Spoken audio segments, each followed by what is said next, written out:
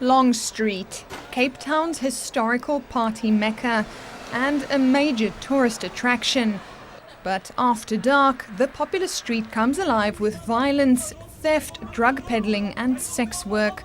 The drunken vulnerability of the clientele offering lucrative prospects for criminals who easily exploit inebriated partygoers. As drunken revelers enter or leave the establishments, criminals loiter, waiting to exploit their unguarded victims. While the petty crimes are nothing new for businesses, the recent murder of doorman Joe Kunyana has left the Long Street community shaken. 4 or 5 guys wanted to enter.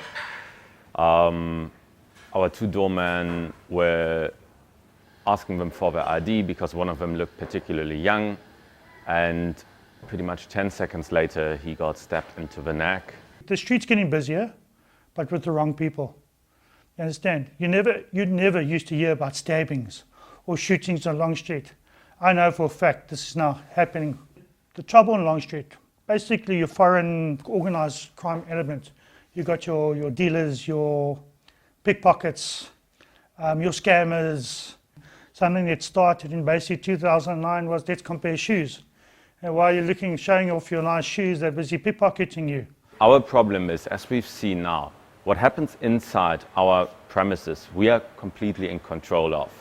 But what happens outside, right on the street, and that's something we've seen on Saturday, but also we see every other day, is out of our control.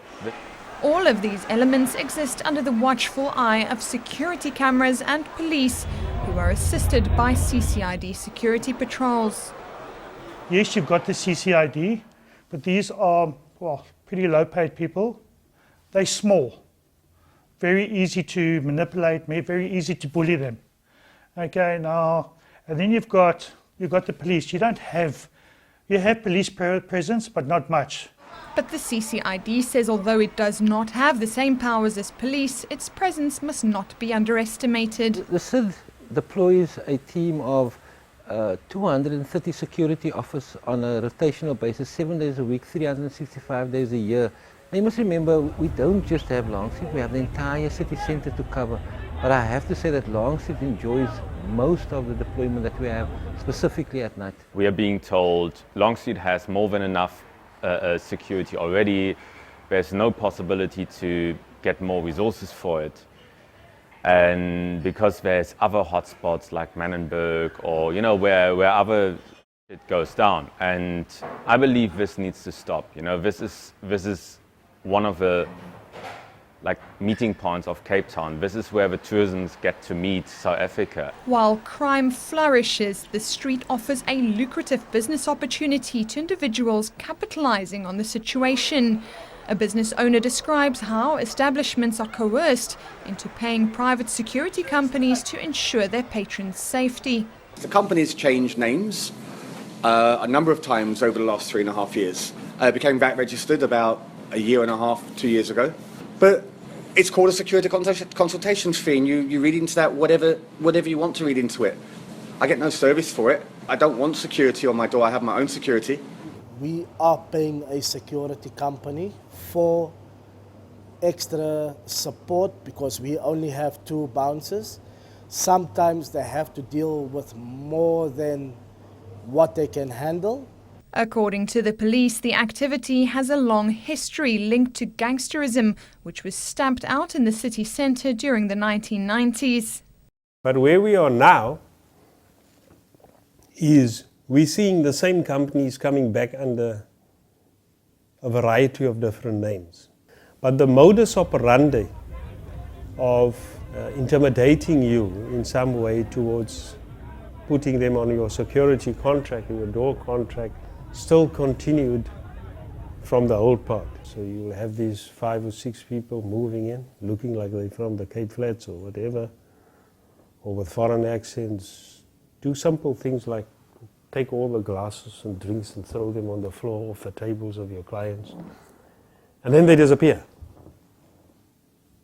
And then you get approached by a company that tells you, listen, we can actually deal with this, your guys are useless, man.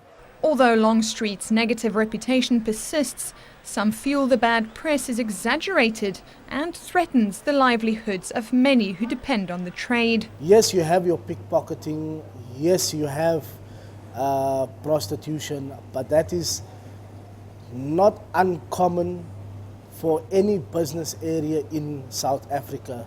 There's hundreds of people working in Longstreet, supporting and catering for their families. Hundreds of people will be without a job if this current trend is moving forward of scaring people out of Longstreet.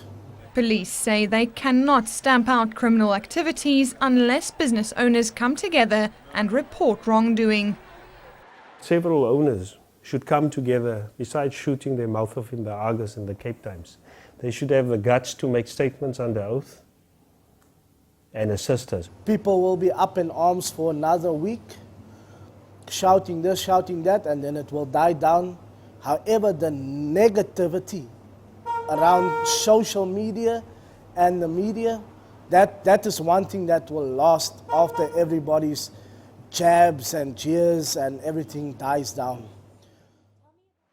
All attempts to contact the Director of Lifestyle Entertainment and Security Services, the company involved, have failed.